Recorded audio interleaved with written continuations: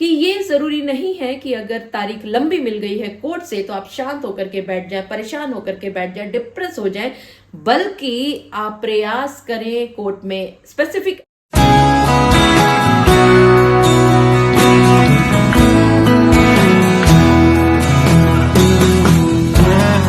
मेरे बहुत सारे सब्सक्राइबर्स मुझसे एक बात पूछा करते हैं अक्सर कि वो कोई भी केस जब कोर्ट में दायर किया करते हैं तो उसमें जज साहब एक तारीख मुकर्रर कर दिया करते हैं अगली, लेकिन अक्सर ये तारीखें बहुत लंबे लंबे हुआ करती हैं और इन लंबी तारीखों की वजह से आपके केस में जो आपको मन माफिक रिलीफ मिलना चाहिए वो नहीं मिल पाता। ऐसी स्थिति में क्या किया जाए, कैसे इस लंबी डेट को छोटा बनाया जाए? जी हाँ, आप सभी ने बिल्कुल ठीक समझा। आज की इस वीडियो में इन्हीं सब छोटी छोटी बातों पर चर्चा करेंगे कि कैसे अगर जज साहब लंबी डेट दे दें तो उसको छोटा बनाया जाए। मैं एडवोकेट मोहिनी मोना आप सभी का पुनः स्वागत करती हूँ और आप सभी देख रहे हैं आप सभी का पसंदीदा चैनल मोहिनी मोना एडवोकेट। अगर आपने मेरे इस चैनल को अभी तक सब्सक्राइब ना किया हो या आप मेरे इस चैनल के लिए नए हैं तो इसको जल्दी से जल्दी सब्सक्राइब कर दीजिएगा ताकि आपको इसी तरह के लीगल इंफॉर्मेटिव वीडियोस की नोटिफिकेशन सबसे पहले मिल सके।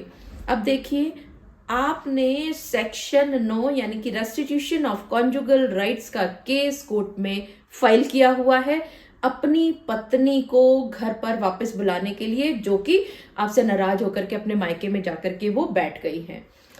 अब वो जो तारीख है, मान लेते हैं कि आज की तारीख है 2 फरवरी 2024।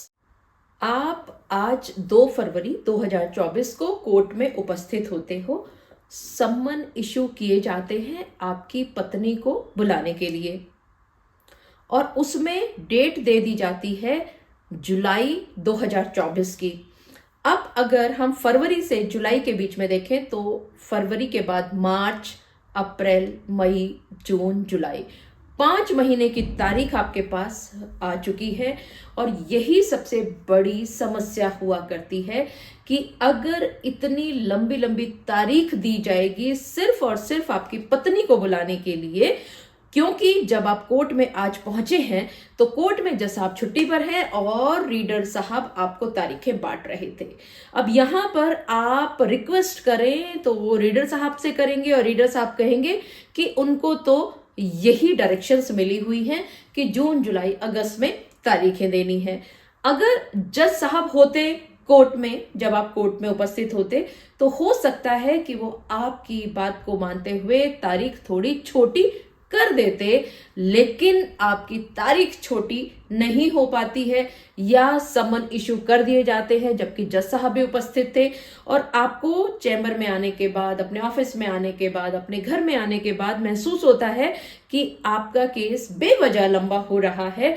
और ऐसी स्थिति से बचने के लिए क्या करें, क्योंकि आपको ये नहीं समझ में आता कि अब इस लंबी तारीख को छोटा कैसे किया जाए। तो चलते हैं मुख्य प्रश्न की ओर कि इस लंबी तारीख को छोटा कैसे बनाया जाए। यहां पर आपको करना क्या है, आपको एक एप्लीकेशन लिखनी है प्रीपोनमेंट की।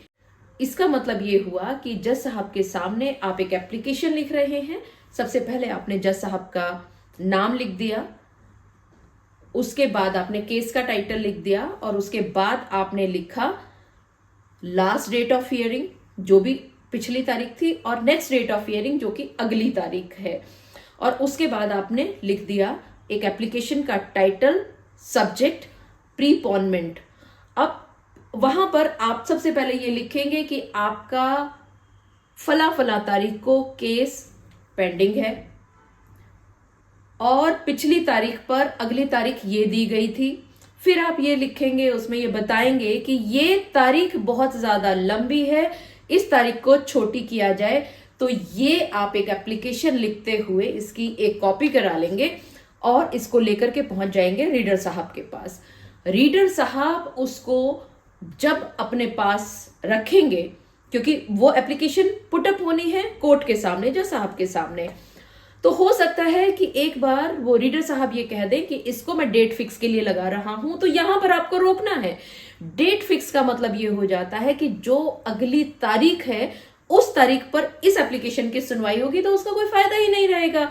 तो यहां पर आपको रीडर साहब को ये बताना है कि आपने प्रीपोनमेंट की एप्लीकेशन लगाई है, तो इसमें एक छोटी सी वो कोई भी एक डेट दे दे ताकि वो एप्लीकेशन पुटअप हो सके जज साहब के सामने, और जज साहब को आप अपनी बातें बता करके इस केस में छोटी डेट ले सके। तो मान लेते हैं कि इसमें 2 दिन की या 3 दिन की 4 दिन की तारीख दी जाती है, फिर आप उस 3 या 4 दिन के बाद जो भी आपको तारीख दी गई है, आप जज साहब के सामने खड़े होंगे, अपनी सभी बातों को बताएंगे कि क्यों आपको ये केस में तारीख छोटी करवानी है। जज साहब उसमें अपनी डायरी को देखते हुए, आपकी बातों से कन्विंस होते हुए उसमें एक तारीख मुकर्रर कर देंगे। वो हो सकता है कि जो ऑलरेडी डेट फिक्स थी उससे 1 महीना पहले, 2 महीना पहले, 15 दिन पहले या 3 महीने पहले भी हो सकती है, डिपेंडिंग ऑन द सिचुएशन कि आपने क्या रीजन बताया है प्रीपोनमेंट के लिए। और यहां पर एक बात और आपको याद रखनी होगी कि अब जो तारीख प्रीपोनमेंट के बाद जज साहब ने दे दी है वो आपकी नेक्स्ट डेट ऑफ हियरिंग होगी। जो पहले नेक्स्ट डेट ऑफ हियरिंग यानी अगली तारीख दी गई थी वो कैंसिल हो जाएगी। मुझे पूरा विश्वास है कि आप सभी को मेरे आज की इस वीडियो के माध्यम से एक बात भली भांति पता चल गई होगी कि ये जरूरी नहीं है कि अगर तारीख लंबी मिल गई है कोर्ट से तो आप शांत होकर के बैठ जाएं, परेशान होकर के बैठ जाएं, डिप्रेस हो जाएं, बल्कि आप प्रयास करें, कोर्ट में स्पेसिफिक एप्लीकेशन लगाएं, उसके अंदर आप आर्ग्यूमेंट करें, जज आपको कन्विंस करें और अपने केस में छोटी डेट लगवा ले ताकि आपके केस में रिलीफ जल्दी से जल्दी मिल सके।